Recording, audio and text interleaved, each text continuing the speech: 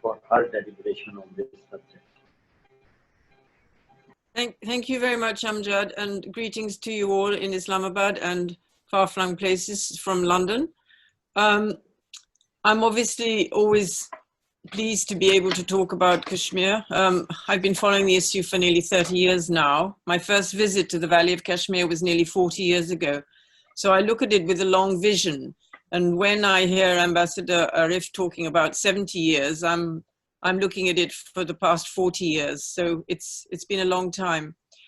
I want to just make a few points, and I know we've got a number of speakers, so I'm going to be as brief as possible. But when we talk about the threat to regional security, I'd like to break this down. I see it as a threat to those people, first and foremost, who live in the region. And I think that when we talk about Jammu and Kashmir, we must overlook the fact that it's a piece of real estate. It is a place where people live and they suffer. And I think all my experience in following the Kashmir issue has been to observe the suffering of the people. And it really is tragic. And I, as a commentator, as a woman, as a writer, historian, women are inevitably the casualties first and foremost. And so when we do address the issue, we must really focus on the people who live in the region. And I know Ambassador Arif has mentioned this as well, but the human rights abuses that people have to undergo, and they all deserve better than that.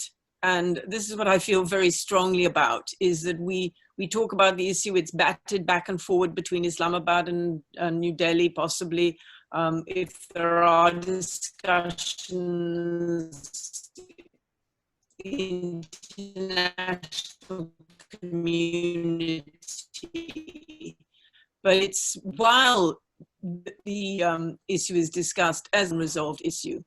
Secondly, of course, the regional aspect. It is hugely important that while the issue is on hold, while it's not been resolved, you have, as 1/5 of humanity, however many people it is, but their lives are also potentially on hold. I think it's one of the biggest tragedies that I've observed as a foreigner, as an outsider, traveling to Pakistan, traveling to India, is that those two countries have never been able, since independence in 1947, to develop a proper relationship as neighbors. And this is a huge tragedy because you've now got future generations born well after partition. People who've born after partition are really becoming old. They're not even middle-aged anymore. They're in their 70s, not really getting to know each other. And notwithstanding all the abilities we have with social media and interconnectivity, there is this wall being built up. It's a wall of misunderstanding about the other. And I refer in a European context to France and Germany. They had bitter hatred for 4 years during World War I, bitter hatred for 6 years during World War II.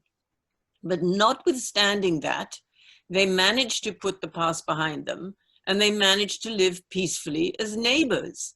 And I think if we're going to look at any scenarios, we have to look at a scenario whereby India and Pakistan can live peacefully as neighbors. And let their people not suffer the consequences of this failed dialogue between, as you say, the political elite. The third point is, of course, the world community. Because while India and Pakistan haven't managed to evolve a working relationship, you have always the threat, as you rightly said, Ambassador, it's not luckily become a nuclear threat, but it hangs over us. We never know. We never know quite what might happen, but even a conventional war jeopardizes the prosperity and livelihood of all the people living in that region. You only got to see the consequences of the wars you fought. And so again, it means that this thorny issue, which has persisted for 70 years, as I say, it's the span of a lifetime. We used to talk about being lucky to live for your 70 years and 70 years. We now hope we'll live a little longer due to better health conditions. But this is also one of the reasons why it's imperative, but it's very depressing because it only takes, we can talk about it in seminars, but it takes the leadership to take the action. We know there have been talks, but those talks have never been brought to fruition. And now we have this different situation in this past 1 year, which again, I like Ambassador Arif's comment about unilateral policy. They're not bothering to talk to Pakistan anymore. India is acting unilaterally, whether it's in its relationship with Pakistan or its relationship with China with this latest confrontation along the line of actual control in the Galwan Valley. The cost has been tremendous, both emotional, practical, and material. And again, we who live in more fortunate circumstances cannot underestimate that cost. Both India and Pakistan are sitting on a demographic time bomb. Both populations have risen exponentially. And when you talk about water wars, you are both running out of water because of your population. Let me remind your viewers of the statistics of West Pakistan, currently Pakistan today.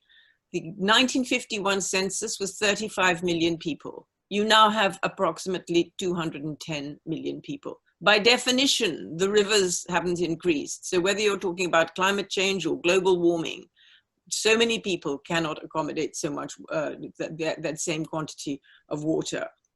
Poverty eradication, development, health, education are all being set aside for military buildup and military expenditure. The budgets of both countries are enormous compared with what is spent on poverty eradication and development. And at some point, you perhaps will have an explosion. It is an explosive situation. I think I talked about that in one of my books a long time ago, that this is an explosive situation.